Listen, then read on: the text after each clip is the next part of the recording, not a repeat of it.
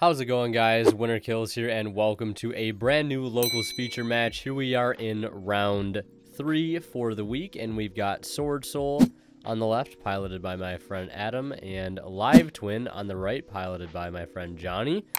Hopefully you guys are going to enjoy the match. And as these guys get ready to start said match, let's go ahead and take a look at the poll results that I posted the other day. As you guys, who you thought would win in this particular round.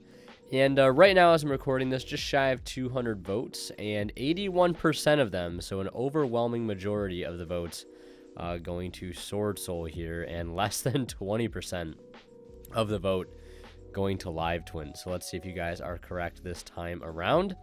And Sword Soul winning the die roll here, and of course they are going to want to go first, although I think the deck is a deck that has a lot of potential as a going second strategy because of things like Vishuda and just the nature of Ecclesia being a Cyber Dragon type monster. I will be playing Sword Soul very, very soon, actually. I think if I were to play one specific meta deck this format, it would definitely be Sword Soul. Just because the artwork is some of the best I've seen in a good while, and I love synchros, so definitely will be playing that strategy soon. But I think I may experiment with a going second build at some point. But we're going to see our Sword Soul player here use the Long Yun, discarding the Ashina. I believe Ashina. No, that's not Ashina. I can't remember the level 1's name, but I think that's the big level 7 light one. Or yeah, that's a Dara that he pitched for Long Yun. To go into the Baron, burn for 12. He'll activate Emergency, gets hit with an Ash, and he actually does negate with Baron here, getting a little greedy. Trying to get the Taie to go off here, but he is met with a Nibiru. Ash Nib, pretty good 2-card combo here. So yeah, I mean, granted, like at that point, I feel like, you maybe let the Ash go through because Baron is one of those cards that, doesn't get its negate back on the following turn, so you really have to choose wisely what you negate. But it is what it is. So we're going to see him basically pass turn after calculating stats, and we're going to see our Live Twin player start with the secret password to go ahead and grab the Sunny Snitch. I find it interesting this deck has like a Rhoda. That's a Rhoda for the Rhoda, which is very weird. So we're going to see him grab the Kiss a Kill and then summon the Treat from the hand, I believe, here. So I believe the Live Twin red is Kiss a Kill and Lila is the blue. So we're going to see him link into the evil Lila, and then that's going to go into the red after bringing back the red, and then bring back blue, pop the Baron, pop the Nib token. I was going to say, wait, where did the Baron go? But he already cleared the Baron. But yeah, this is not going to be game. It's going to be very, very close to it. It's going to leave him at, I think, like 500 life points. And with Sunny Snitch up, it's going to be very difficult to play through that. And he will die from burn damage most likely. So we're into a game 2 very, very quickly. And as they get ready to start here, I want to mention a quick shout out to Imperium Duelist. They may be having a Cyber Monday sale. And a huge thank you to everybody that bought something on their Black Friday sale. And if you use my code, a big thank you. Really, really appreciate it. So don't forget to check out Imperium Duelist down in the description, and don't forget to use my discount code WinnerKills10 off if you find yourself shopping there at any point in the future, because you'll save 10% and you'll support the channel in the process. And if you guys are buying anything on TCG Player, perhaps this Cyber Monday when they're doing another 50% bonus buck sale again like they did on Black Friday, please don't forget to use my affiliate link then, because a small bit of the revenue from your purchase will go right back into the channel. And helps out a ton at no extra cost for cards you guys are already going to be getting, so definitely check that out. And yeah, so getting back to the game here, Nibiru coming down on the other side this time, gonna be just as devastating as it was for our Sword Soul player in game 1. Nibiru basically is a turn ender against the deck. They don't really put up any negates. I mean, granted, he had to play through 2 interruptions, but the Nibiru is just pretty much always going to be enough against the Live Twin strategy. For the most part, yeah. So right before he gets into the Sunny, Trouble Sunny, got the name mixed up there for a second. He's just gonna go ahead and drop it and pass turn, and then we're gonna see him normal Mo Yi, reveal some of the token, go into Chi Zhao. This is like one of my favorite combos in the deck. It's so basic, but it's just you get the nice draw off Mo Yi, and then you get the search of any Sword Soul card, I believe, off of Chi Zhao, which is really, really nice. It's very, very clean line in that Starlight rare Chi Zhao that my friend Adam has. Very gorgeous looking card. It'd only be better if the Starlight showed up just a little bit better on Synchros. It's just the nature of the card, but you know, still a gorgeous looking card at the end of the day. So we're gonna see him go battle phase over the token, which I think was at 22 because he tributed off the two Evil Twin links, both at 1100, and then 28 in for the Chi-Jiao.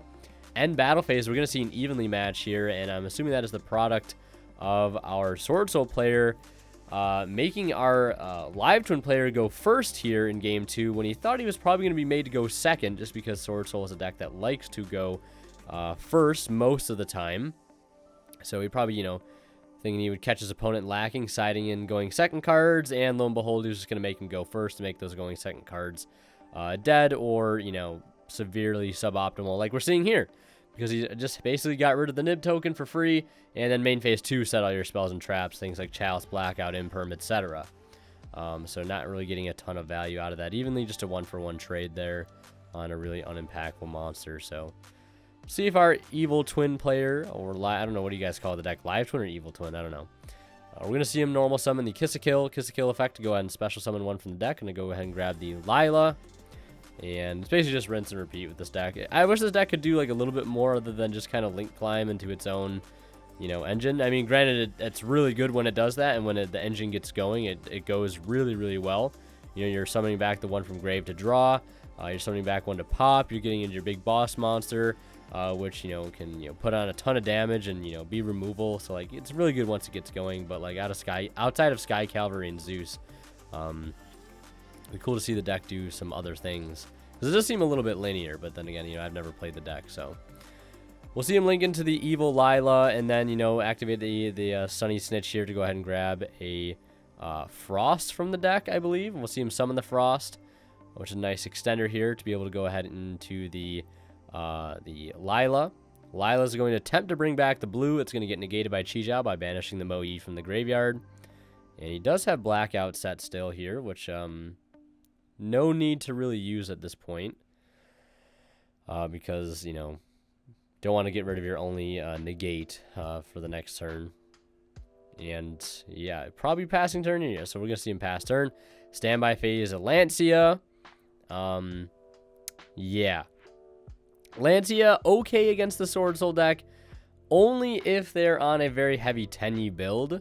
I find Lancia against like hero versions of Sword Soul aren't the greatest because they really aren't doing as much banishing, and they still pretty much have full access to, you know, cards like Mo-Yi and Long Yun. They don't really have access to Tai, but you know, Mo-Yi and Long Yun alone are going to be enough at the end of the day. Whether you already have like Chi-Jiao established for Berserker, and then you're going into something like Baron, like it's really, really strong. So he will activate the Treat and Grave. That's going to net him a draw when his opponent adds a card from deck to hand. And he, remembering here, both players taking 400 damage. Well, Live Twin player gaining 400, and our Sword Soul player taking 400 because of the Sunny Snitch continuous like effect that each time a card, a monster is summoned, monster or monsters are summoned, he takes 200 damage for each monster, I believe, something like that. Very, very annoying card to keep track of. Very, very easy to forget too. That's why I also like our Live Twin player strategy of using a dice to mark how many times it's been used. So we're going to see him chain red to summon blue. And it looks like we'll see if he has a response to that summon. It looks like he will go ahead and target the token here. And yeah, we're going to see him chain Blackout to tribute off the token that was targeted to go ahead and remove the other two links. So really good trade there. And we know he has a Long Yun in hand and probably plenty of discard fodder to go with it. So just getting the extra damage piled on there from the Sunny Snitch. But now he's not going to take or gain anything here because there are no Evil Twin monsters on the board. Synchro into Baron, and I think this is just going to be game right here. Yeah, he's going to go ahead and pop the Sunny Snitch, and yeah, that's just game outright. I think 17 from Mo-Yi, 3k from Long Yun, or 3k from Baron, and then obviously 28 from Chi-Jiao. So we're into a game 3 situation. At least if I had the life points calculated correctly there, which I think I did. Yeah, very, very easily game. And so in game 3, no surprise to see our Live Twin player going to go ahead and go first, going the Kiss a Kill into, I believe, a Treat. And our Sword Soul player has, looks like Ash, Valor, Nibiru, Cosmic. So really, really stacked opening here going against the Live Twin deck. And like clockwork, there's the Nibiru. No need to use the Ash or Valor earlier on. That's just going to play into Talents. Going to play into Talents big time, and you don't want to get him a chance to look at your hand and rip out something like Nibiru that can potentially be turn ending. So you only need one hand trap in that instance, and it's going to be Nibiru. I know the deck plays Crossout Designator because it can afford to, because how small the engine is inherently. So I don't know if our Live Twin player is actually on the card or not, but that could have obviously came in very, very clutch. But he does get to keep the Ash for follow-up to stop the secret password, and unfortunately will be forced to pass turn there at the hands of the Nibiru. This is one of those decks that I feel like Live Twin is a relatively fair deck. And there goes Nibiru punishing fair decks, like I've said in the past. But yeah, we're going to go ahead and see him normal the Valor. That's how you can tell he's getting a bit desperate here, going into the Verite Anaconda to go ahead and dump 2. We'll dump the Fusion Destiny, and with it the bricks, the Celestial, and the Dasher. Like, I'm actually, now that, like, because Dragoon is such an overly oppressive boss monster, I think on paper Dragoon is just a much harder card to deal with than that of the Enforcer. I think the most unfair thing about the Enforcer package is the Celestial follow-up in the graveyard. It has to be one of the most absurd things about that whole engine, is the fact that you could have your opponent down in card advantage, but they just get to resolve Pot of Greed plus a free special summon in the draw phase. It's like, that's one of the things that seems the most absurd about it to me. I still think Anaconda is a very, very unhealthy card, even though the Dragoon is not in the spotlight anymore, but it is what it is.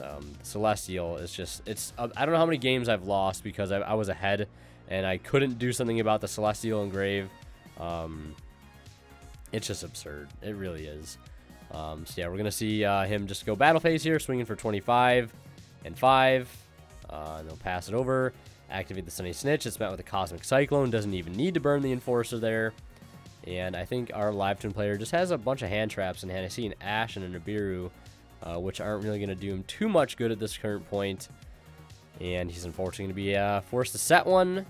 And we'll see if we see an end phase Enforcer here. I mean, you might as well Enforcer. Open up the board. They are only at 4,200, and that is not a lot of damage you need to put on, so why not make it just a little bit easier? I think we just saw him draw a long Yun for turn. Yeah, and he's just going to go ahead and scoop at the sight of that. Yeah, 2 Nibiru Ash and the Evil Twin main deck monsters. That is going to be game. Sword Soul taking it 2-1. Looks like you guys are correct yet again. If you want to see more of my content, click on one of the videos popping up at the bottom of the screen right now. And last but not least, a special shout out goes to our Divine Level channel members. They are Cadillac City 4, Pony Stark, Key Scissors, Tweeter0226. Thank you guys so much, as always, for your extremely generous support.